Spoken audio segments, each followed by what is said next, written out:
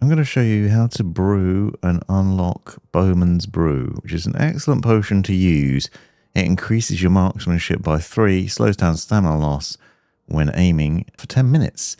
So it's really worth using just before you get into a scrap. I like to use it when early engaging bandits and enemies on the road. So if you're traveling somewhere or fast traveling, you see enemies at a distance, you can obviously use your arrows beforehand to soften them up as they get close. And using Bowman's Brew just increases your skill in marksmanship as well, so it's well worth doing. I'm going to show you how to unlock Bowman's Brew, but first of all you're going to need Eyebright and St. John's Wort and find those in the world. You'll need spirits in the cauldron, and obviously because we don't have the recipe yet, you'll need to press I at this point and put Eyebright and St. John's Wort on the shelf so that you can use them.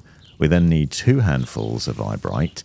Notice that I'm using the dried version of this, but either is fine whether you've picked it fresh or dried it out. Lower the cauldron down, and then I like to tug on the bellows just to get it going.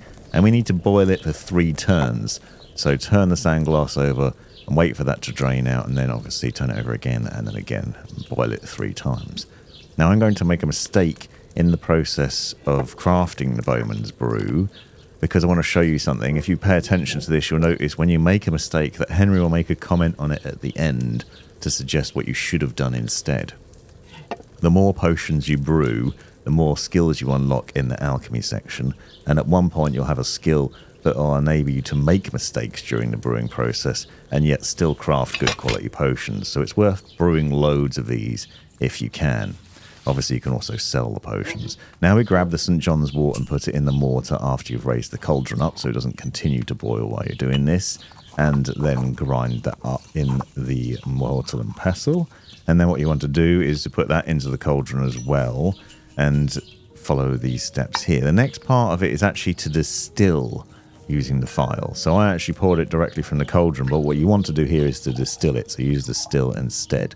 But the reason I did this was to demonstrate the fact that Henry will comment on the error that you've made. You still get a Bowman's Brew, but it's not the superior quality, so it's not the best quality one that you could make. To distill it.